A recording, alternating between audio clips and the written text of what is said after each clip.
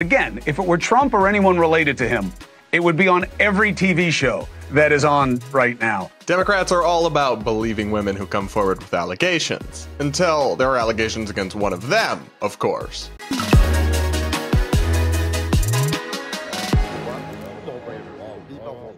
Believe all women comes back to haunt the left. A viral video shows how insane some progressive policy is, and a TikToker lectures us about fatphobia. All this and so much more is coming up on today's episode of the Brad vs. Everyone podcast, my daily show where I take on the craziest ideas from across our politics and across the internet, all from an independent perspective. And now we've got to talk about an actually really disturbing story coming out about the second gentleman, Doug Emhoff, who is Kamala Harris's husband, and what it reveals about the left's hypocrisy when it comes to Me Too and their old mantra of believe women. The Daily Mail just broke an exclusive bombshell story alleging that Doug Emhoff, the Kamala's husband, slapped an ex-girlfriend some years ago forcefully. Here's coverage of the story featuring the Daily Mail reporter on News Nation. If the name were Trump instead of Emhoff, it would be all over the news.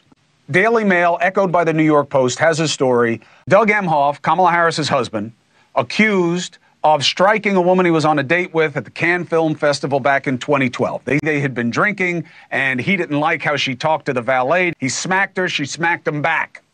You do not get very often people coming forward named, and the reason is they're worried about retaliation. These are very powerful people we're talking about. 3 friends all saying they were told the same thing. 2 of them contemporaneously.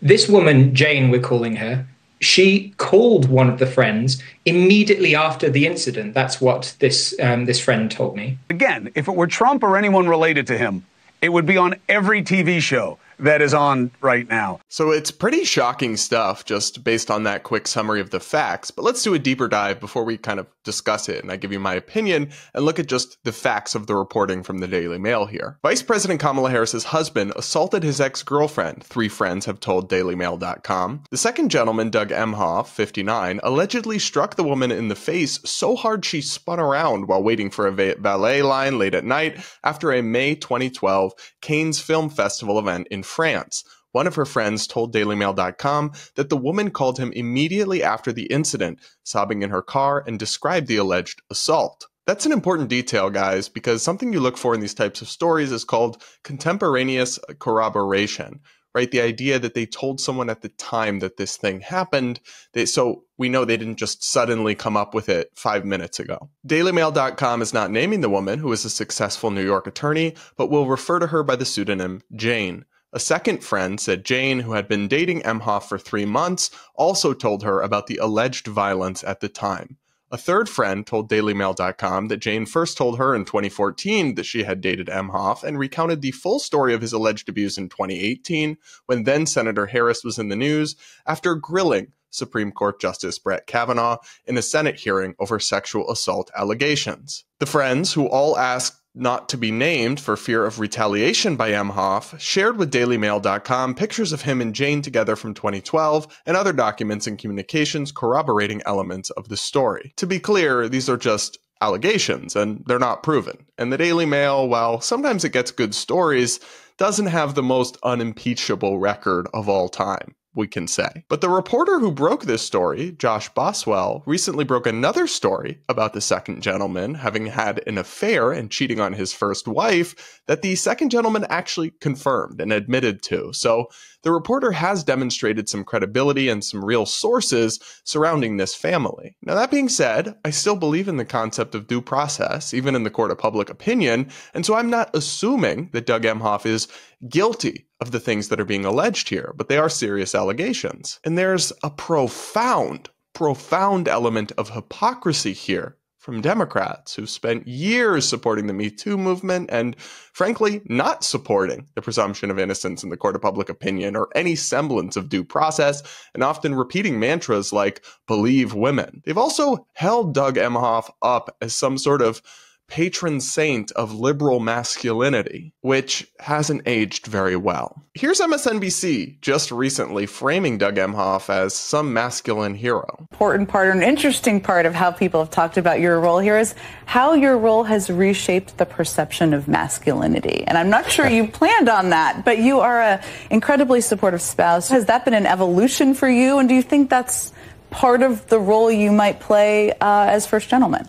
It's funny. I've started to think a lot about this. I've always been like this. My dad was like this. It's kind of wild to see MSNBC's framing of Kamala Harris's husband as some sort of liberal beacon of masculinity, even after the interviewer would have known that this story had been widely reported, the revelations that he cheated on his first wife. If you ask me, adultery isn't super manly or masculine. And now there are allegations that the second gentleman, Doug Emhoff, allegedly slapped an ex-girlfriend violently in 2012. Now, to be fair to MSNBC, those allegations hadn't been reported when they did this interview, but still, this whole project of painting the second gentleman as some sort of beacon of masculinity just looks all the more absurd with the benefit of hindsight. I don't think there's anything about being a liberal or a Democrat that means a man can't be masculine. But the project of recasting Doug Emhoff as if he was some sort of masculine icon has always seemed far-fetched and baseless to me. Much more important, though, regardless of the whole masculinity thing, much more important is the profound hypocrisy of Democrats' approach to the Me Too movement, and then their approach to stories like this, when accusations come out against one of their own. I mean, Kamala Harris was one of the main people among the Democrats in the U.S. Senate who, years ago, when Brett Kavanaugh, the Supreme Court Justice, was nominated and old accusations of sexual assault came out from a former acquaintance Christine Blasey Ford, Kamala was one of the main people leading the charge against Kavanaugh, saying, believe women, believing Christine Blasey Ford, even though she had no corroboration, there wasn't anybody confirming her story and details of it had changed and she couldn't remember exact details or times or locations. They very much set a standard that when women come forward or when allegations are made, you've got to believe them. I never supported that standard. I always thought that we should listen to people who come forward and take their allegations seriously and investigate them, but that we can't presume guilt of people and we shouldn't cancel them or destroy their lives without some serious evidence of wrongdoing. That was always my position, and I hold it for Brett Kavanaugh and I hold it for Doug Emhoff too. But the Democrats are trying to have things both ways. They're trying to eat their cake and have it too. They're trying to say that when it comes to Republicans or the people they don't like, it's accusations must be believed. Women must be believed. But suddenly they get very quiet when their side is being scrutinized or allegations come out against a Democratic man. I mean, I've got to show you guys this supercut of very prominent Democrats essentially repeating this believe women mantra a couple of years ago. You have a right to be believed. We're with you. Do we value women? Do we believe women? Women should be believed. We believe women. I'm very disappointed that there are those who continue to not believe women who come forward. It is not easy, but they should be believed. She is putting herself out there, knowing that they're going to try and excoriate her. And she has the courage to come forward. She has nothing to gain. So what does she have to gain? I stand with survivors. The woman should be given the benefit of the doubt. These white men, old, by the way, are not protecting women. Okay, well now multiple women have come forward and said that Kamala Harris's husband physically assaulted their friend. It hasn't been proven. It's only an allegation, but are we supposed to just believe women? Has due process gone out the window? Because you can't just do that when it's your political opponents being accused of things, but then suddenly sing a very different tune when it's a member of your family or someone on the Democratic side who gets accused. Or I guess you can do that, but it makes you a total hypocrite, a total fraud. It's the epitome of a double standard. I mean, in 2018, Kamala Harris tweeted a photo of herself and wrote, "Wore black today in support of all survivors of sexual assault or abuse. We won't let them be silenced or ignored. #BelieveSurvivors." So much for that, I guess. There's just something profoundly evil about throwing due process out the window and castigating and writing off as guilty your political opponents whenever they're accused of wrongdoing, but then suddenly rediscovering the idea of giving people the benefit of the doubt, of expecting evidence, suddenly rediscovering those things when someone on your side gets accused. We need a common sense, fair standard across the board that takes accusations and allegations seriously, but still gives people the presumption of innocence and requires some evidence of wrongdoing before ruining their lives. That really shouldn't be too much to ask. It just shouldn't. But so many political elites are just consumed by hypocrisy. And if they didn't have double standards, they wouldn't have any standards at all. But what do you guys think about this story? Do you believe that it happened, or do you still need to see more proof? And do you think the Democrats are being hypocritical here or not? I want to hear what you think, so do let me know in the comments. And now we're going to take a look at a viral video that shows just how insane one of the most progressive policies in New York City actually is when you look at how it works out in practice. New York has a bunch of apartments that are rent controlled. They're legally limited in how much they can have their rent increase over the years, and so they end up being insanely under the market price, and individuals who luck out and somehow have these or inherit these leases end up with a pretty prime situation at everyone else's expense. That's the case for one young woman who took us on a tour of her elaborate apartment that she only pays about $1,300 a month for, which by New York City prices is an absolute steal. Let's take a look at the video, which is sparking a lot of conversation online. Hi, excuse me. How much do you pay for rent in New York? I think it's $13.34. Can I tour your apartment? I would love that. Hasn't changed a bit since 1890. Yo, where am I right now? I'm shook. You have a chandelier. This place is insane. Thank you. There's not an inch of this apartment that I have not transformed. Painted every single wall. I've changed every single light fixture. So you grew up in this apartment? I sure did, yeah. This was my childhood bedroom, and I changed it into like a library / sitting room. So this is chandelier number 2. That's chandelier number 2. I actually just switched that one out. Whoa. In the apartment. Push back. It's stuck. I fucked it up. I'll do it. I messed it up. I'm sorry. It takes a magic touch. Yeah, but there it goes. Original fireplace. TV here, my little easel TV. So we eat over here. I think we spend the most time in this room just because dining, living, TV, me and my boyfriend. And this is number 3, chandelier. Yes. Oh, I'm counting. Here's chandelier number 4 if you want dims. Oh wow, look at that. It's a party. It's a party. Yes, this was my parents' bedroom when I was a kid. I think the coolest part of the apartment though is the butler's pantry, and I will show you why. So we have all original cabinetry, original glass, everything. Here's the hallway. It's 30 feet long, I believe. All original moldings. I have some candle sconces. That's all I have to say. All I can say is wow. That's all I can say. Well, we moved here when I was 10. We took it over from a family friend. And before that, we lived in another apartment on the Upper West Side, smaller, 1 bedroom, and it was more expensive. So this apartment is rent stabilized. So when my dad's friend said he was moving out, he offered it to us and it was a no-brainer. So the lease from my dad's friend has been continuous since the 80s. And it's been rent stabilized and it will continue to be rent stabilized. So you hit the lottery. I sure did. I mean, this is absolute madness to get this crazy, luxurious apartment for $1,300 a month, which wouldn't even really get you a studio these days in most of New York City, all because you inherited some decades-old government-secured, favorable, rent-limited contract, like lease. It's just crazy. Why is that fair to have people inheriting stuff like this from the government? Just random people get special apartment deals enforced by law while others are screwed and actually have to pay more for the landlords to make it up elsewhere. The comments on this were really interesting to see even people on the internet turning against this insane progressive policy. One person wrote, "The reason everyone else's apartment is ridiculously expensive is because some people have rent-stabilized apartments and are paying $13.34. Without this interference in the market, the equilibrium price would be somewhere closer to the middle for everyone. Instead, we've decided a few random people by chance get cheaper rent and everyone else gets absurdly more expensive rent." And he's not wrong. This is actually a widespread thing in New York. About 28% of the housing stock and about 44% of rentals are rent-stabilized, aka rent-controlled. So if you're somehow able to get one of those, you're in luck. Everyone else is absolutely screwed. But this is somehow progressive and fair. Rent control is one of those rare policies where economists who disagree on a lot of things almost universally agree that the negatives far outweigh the positives.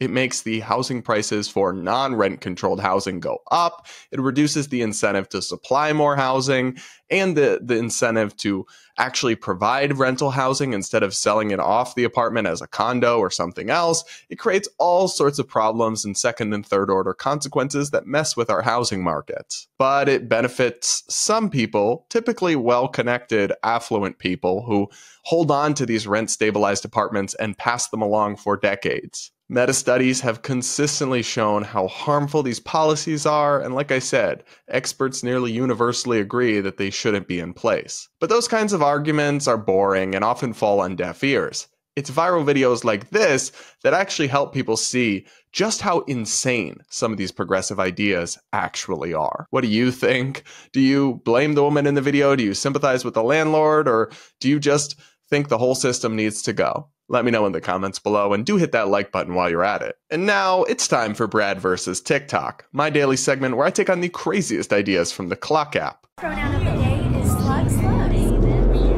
Today, a TikToker is here to lecture us about fat phobia and how we have to stop saying that being fat is unhealthy. Let's take a look. Stop disguising your fat phobia as a concern for the health of fat people. If you were actually concerned with our health, you wouldn't be fat phobic. Instead of repeating the fat equals unhealthy rhetoric, you would actually call it out when you see it. Because not only is it not true, it dissuades those of us who are fat from seeking healthcare. And medical fat phobia decreases the quality of the healthcare that we receive when we do seek it.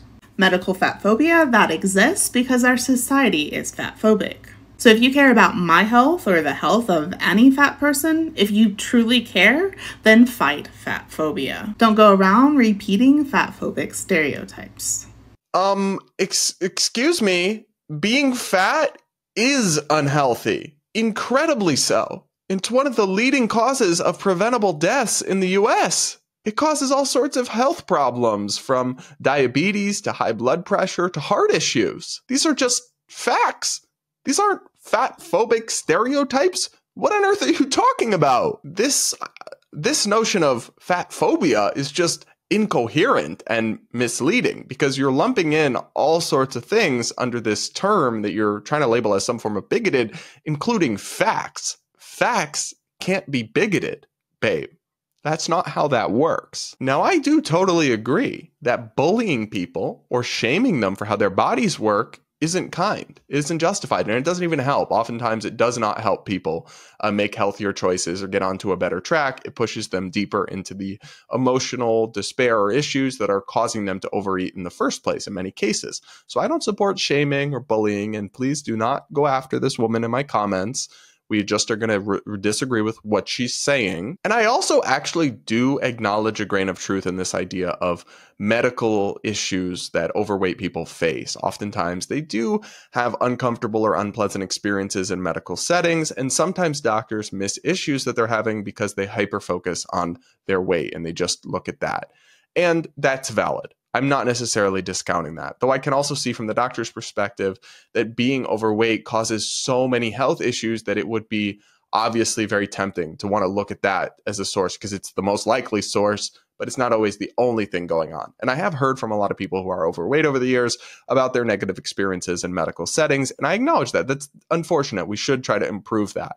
But conflating those valid concerns with the idea that saying being fat is unhealthy is bigotry is absurd. You're discrediting any legitimate points you might have by this nonsensical reality denialism and gaslighting. And it's hilarious to me because this kind of person is probably the same type that told us follow the science and listen to Dr. Fauci and all that in cases where they really weren't actually going off much of science. But on an issue like the health issues associated with obesity, where there's just mountains of evidence and mountains of science demonstrating this obvious fact, they're now telling us that that's a bigoted stereotype. Give me a break. I'm not fat phobic in the sense that I have no hate or animus towards overweight people. I have compassion for them, and I'd like to see them make better choices and live longer, better, happier lives. But if your definition of fat phobic is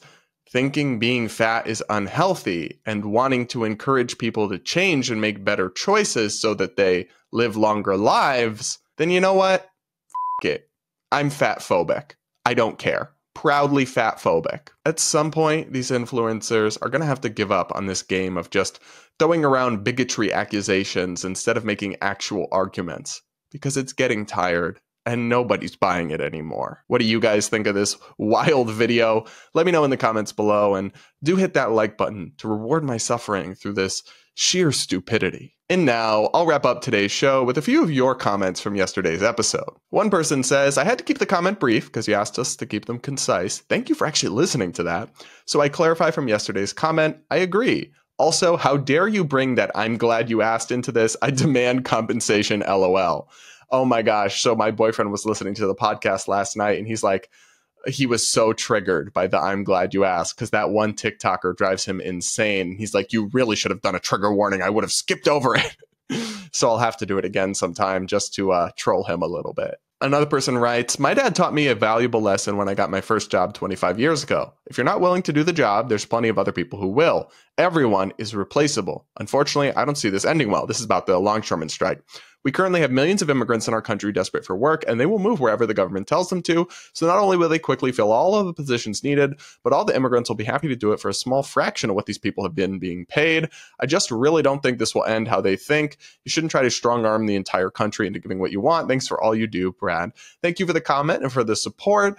Yeah, I agree. I think these longshoremen got to be careful what they wish for, because if they go on strike with these unreasonable demands and they turn down the offered 50% wage increase over 6 years and tripling of employee contributions to benefits, if they refuse that and go on strike, I don't know, they might just end up getting replaced, or these companies might just invest in automation even faster to try to replace them, because they're not being good faith partners in this business operation. So if I was in the shoes of these employers, I'd be, all right, how can I, my thought would be, how can I placate these people in the short term and then immediately automate as much as possible so I don't need to be relying on these people who operate in such bad faith and try to hold me hostage and the entire country hostage. That's what I would be thinking. So it might not work out the way they hoped is probably an understatement, honestly. Another person writes, so we have to support the longshoremen because they're workers, even though their mob boss is bragging about possibly destroying the jobs of other workers. Yes, exactly. You're getting it. And this is why I say to these TikTokers,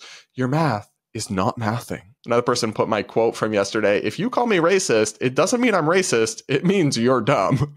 And they said this line made my entire day. You know, guys, sometimes I have things like, I have notes, I have an outline for the episode, and sometimes I have like a specific line that I thought of written out. And then sometimes I just say shit off the cuff and it ends up actually being kind of good. And that one was one of those. Like, I did not pre-plan to say that. I just kind of popped off. And I agree. That was a bar, if I say so myself. All right, everybody. That is it for this episode of the Brad vs. Everyone podcast. Thanks so much for tuning in and joining me. Please do make sure you subscribe if you haven't yet, and do hit that like button to reward my suffering. Do comment with your thoughts. I do read the comments, and I pick a few to respond to in every episode. Plus, if you leave your comment with a super chat or a super thanks, I'll definitely respond to it on the show. And with that, we'll talk again tomorrow.